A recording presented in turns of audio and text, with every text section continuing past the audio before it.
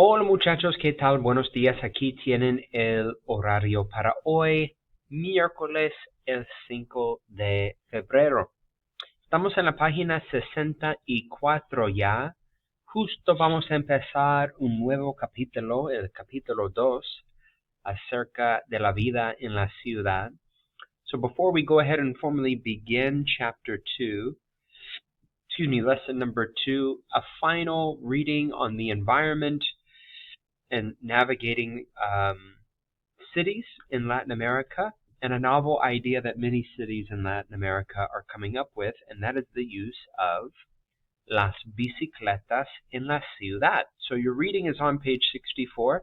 Few paragraphs describing or focusing on the initiative of the use of bikes in la ciudad de Bogotá, Colombia, the capital of Colombia, and then kind of the criteria of how bikes are used, when they're used, time of day, how many people use bikes, and then just kind of the background around that program or initiative. And then it highlights some other programs in Latin America, namely those of Buenos Aires. You have some comprehension questions to answer. Cierto, falso. So these statements, such as number 1, todos los domingos y días festivos, solo los peatones, only pedestrians, y las bicicletas pueden pasear por las principales calles de Bogotá. That only pedestrians and bicyclists can pass through main streets in Bogotá. Is that true or false? If it's true, you just need to write cierto. If it's falso, please correct the statement so that it reads true according to the reading. So that's number 1. Number 2, short answer responses in relation to the reading, such as number 1. ¿Qué beneficios tiene el uso de la bicicleta? They lead off with that at the very beginning. What are the benefits, of which there are multiple, but what are some of the benefits that they unpack in that first couple paragraphs? Of using bikes as a viable means of transportation. So that is part 2. The part 3, the last part, that's your homework for tonight. You're using part 1 and part 2, just like how you did for your persuasive essay, which is due tonight, the final draft. By Friday, or if you're a B-Day, by Monday of next week, you guys are going to do a cultural comparison, which is activity 3. Activity 3 has 3 questions that directly relate to the reading, but they allow you to, the questions do, they allow you to expand and draw upon your own personal experience. So let's take a look at these questions together. Again, at the bottom of page 65, activity 3. ¿Qué opinas de las iniciativas del uso de bicicletas en ciudades como Bogotá y Buenos Aires? What do you think about these initiatives of the use of bicycles in cities such as Bogotá and Buenos Aires? So you can respond to that question using some expressions of emotion, which are on page 30. Me alegra que muchas ciudades en América Latina como Bogotá y Buenos Aires usen bicicletas o ofrezcan el uso de bicicletas como un medio de transporte alternativo. You can use expressions of emotion like that, whether they be positive or negative. You can use some expressions of opinion, whether that be of doubt, disbelief, or denial. If you are skeptical about the use of a bicycle as a valuable means of alternative transportation, or you could use some expressions of certainty, such as yo creo que, I believe that, yo creo que es una buena iniciativa el uso de bicicletas en ciudades como Bogotá y Buenos Aires. Yo opino, opinar que, well, synonymous with creer, you could say yo opino o es seguro, es cierto que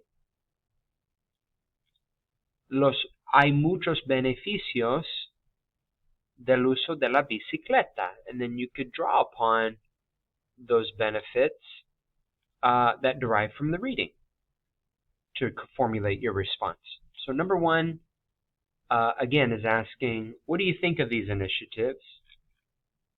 ¿Qué opinas de las iniciativas del uso de bicicletas? And then use some expressions, again, of certainty to express your opinion, of uncertainty or doubt or disbelief if you're kind of skeptical of the idea and its efficacy,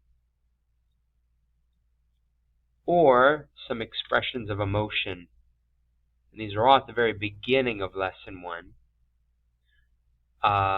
to express your opinion in response to that question, question number 1. Question number 2, ¿conoces alguna ciudad de tu país que tenga una iniciativa similar? Do you know of any cities in your country, in our area, that have a similar initiative, and how would you describe it? So, if you've been up to Davis, you know that in Davis, bikes are all the rage. It's how most folks get around in the city and around campus. Certainly, you may have experience in San Francisco,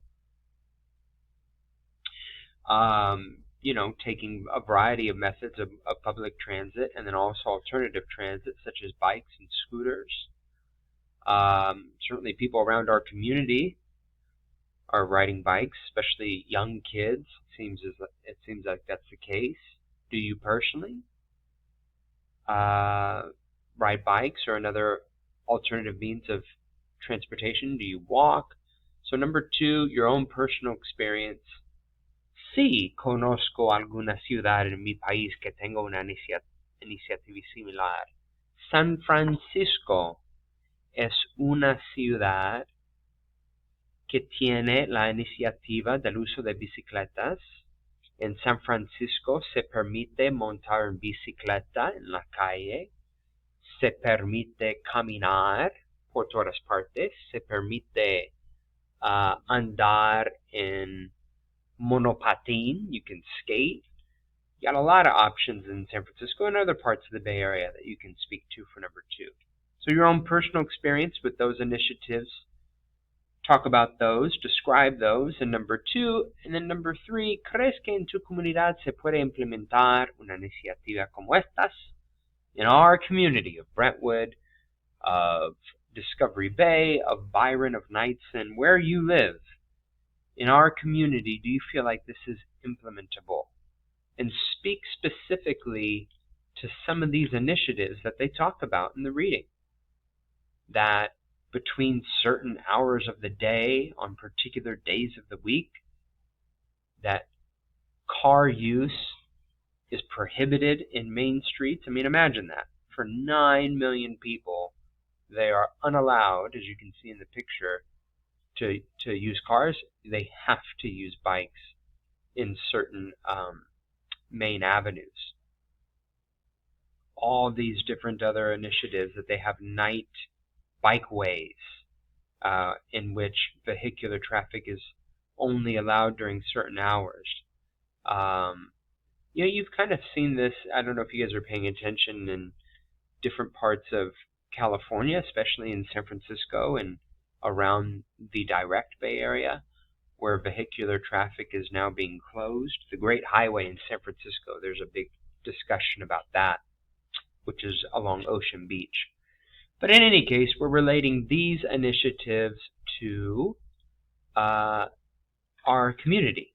So it's pretty straightforward. Do you feel like this would be implementable, could be implemented in our community?